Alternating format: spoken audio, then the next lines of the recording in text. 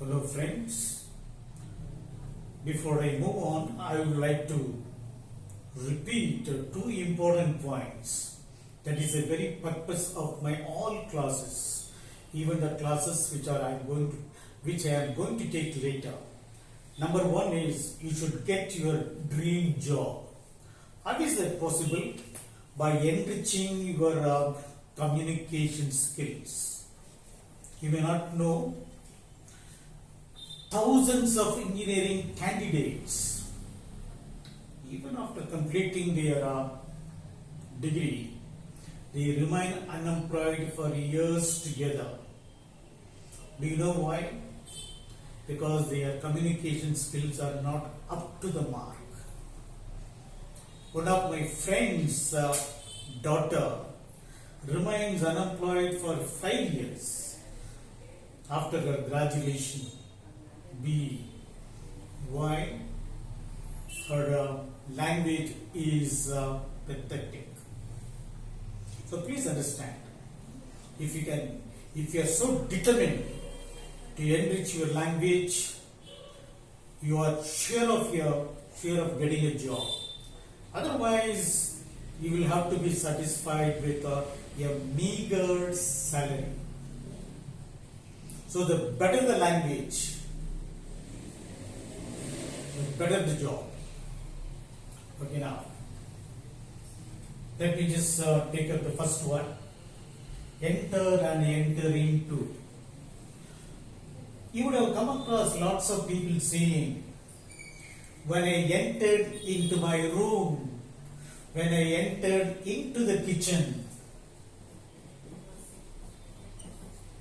Please, when you use the name of a place, don't ever use into. Just when I entered the kitchen or when I entered the bedroom.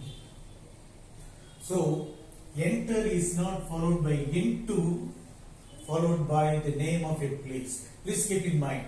If you are in the habit of saying enter into a place, please avoid using into. Second one, this is possible in a different context. I had to enter into an agreement with the house owner. Enter into an agreement with the house owner. Two friends were planning to start a business. So they had to enter into a deal. So in that sense, into is fine, absolutely fine. Okay, the next one. Despite and in spite of. Both mean the same. Both mean the same, but when you use, be careful, when you use despite of is not there. Despite studying hard, he couldn't score more marks. In spite of studying hard, he couldn't score more marks. So understand, after despite, no of. Next one, this one and this one. Here A and here the. When you use a, you have to use a singular verb. Singular verb is was, has, and any verb with yes. Goes, comes, plays. So when you use a, it is always followed by a plural verb. Are, were, have, and any verb without yes. A number of houses were destroyed in the fire accident. Here is where you are likely to get confused. A lot of people were there. A group of people from the US were also present.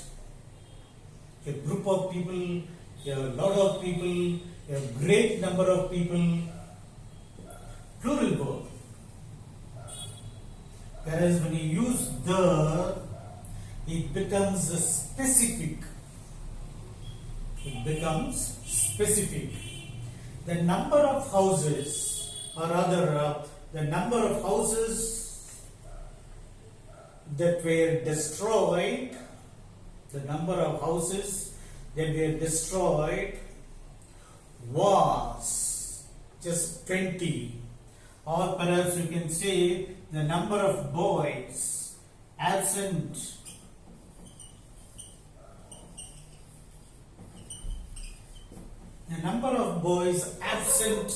in today's class was just 16, not more than that. In a class of 100, the number of boys, being very specific, absent was just 16. And look at the next one. See, place. This is the order. Place comes first, followed by time, which is followed by day, and the next one is date, and the last one is year. This is the order you have to follow. This is the order which you should find in any wedding invitations. If somebody were to ask you, please direct them or guide them properly. Keep in mind. The next one. You know that Mukesh Ambani, Anil Ambani. Okay. So when you add yes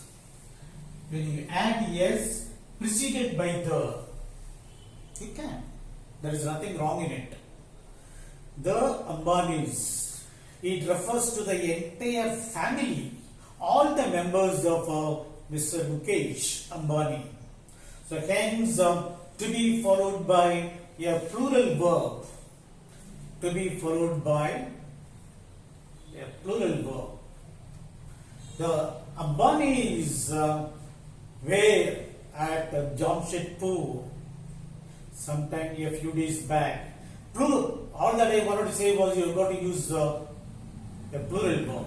The Gandhis, the Nehrus, the Barack Obamas. S is there without apostrophe.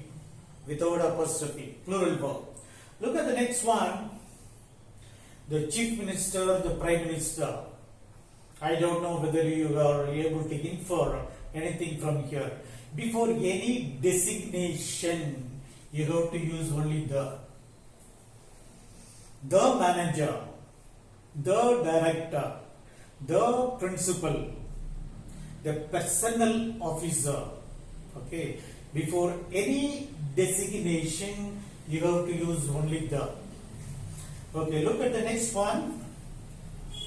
Please take it from me.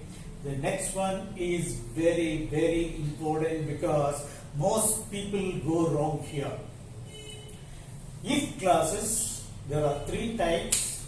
The first 2 types, most of you, almost all of you might know. If you play well, you will win the match.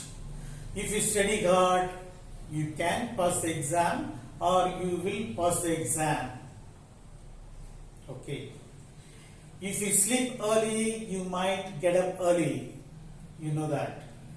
The second type, if I ran fast, I could catch the bus. Look at the next one. Lots of people, here is where they make mistakes. If he would have run faster, he would have got the bus.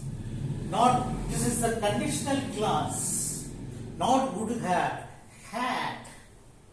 You can even say, had I run faster, had he run faster. That way also you can use. If he had run faster, I will give you plenty of examples to make you understand. And before that, you should understand the structure of the sentence to have this meaning.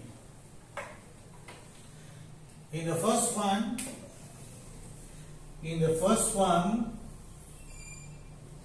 had is compulsory plus past participle of any verb. What is the past participle? In my first class I would have told you. Any verb has got 3 forms. Go, went, gone. Eat, ate, eaten. Write, wrote, written. The last one is the past participle.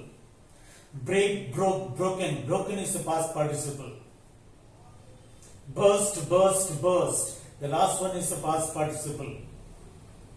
So, if you do not know the three forms of all the verbs, I really feel sorry for you. You cannot write and you cannot speak. If you are going to make mistakes, people are going to laugh at you. He hit me on the head. Why? Because you do not know the three forms of the verb. Hit, hit, hit. So, please learn all this. So, understand, had is compulsory in this sentence to have this meaning. Had plus past participle. And in the next one, would have is compulsory. Would have is compulsory. Plus here also past participle. If I had studied hard, I would have passed the examination with good marks. If I had been a little more careful, been is the past participle of is, was, been. Is, was, were, been. Okay. If I had been a little more careful, I wouldn't have slipped and fallen down. Okay. If I had left my house, leave, left, left. If I had left my house a little early, I would have reached the college in time or on time, depending. Okay. So I have given you quite a few examples. You try practicing. Because this is a very, very useful structure. You can use in your everyday language, daily language, you can use. Look at the next one. Yeah, I repeatedly, that's a different thing. I repeated. I would like to repeat again. You would have come across people speaking so. Repeat itself means to say again. Then why should you use again here? Repeat itself means to say again. So why do you use I would like to repeat again? Redundant, repetitive, unnecessary. So please don't use again here. Look at the next one. Yeah, very often. He can't be able to do. He can't be able to do. See, use can or be able to. Use any one of these, not both together. He can do. He is able to do. I can't do. I am not able to do. And the next one, yeah, before I wind up, the same. Wherever you use same, it should be preceded by the. Don't ever say, yeah, it is the same here. Don't. Always, same is preceded by the. And postpone, the opposite of postpone is advanced. But we Indians have the mentality of using prepone. Lots of people use and people understand that there is nothing wrong in it. But the right word is advanced. Can anyone say the opposite of confident? Is it not confident? It is a diffident. Confident, the opposite is diffident. Okay, dear students or dear friends, I suppose you have learned something here. Okay, we will continue in the next class as I told you. And in the next class, we are going to come up with something very interesting. Certain expressions that arouse your interest. You'll really be passionate about learning such expressions. Please listen to the next, please look forward to the next lecture or video. Thank you so much. Please subscribe to this video.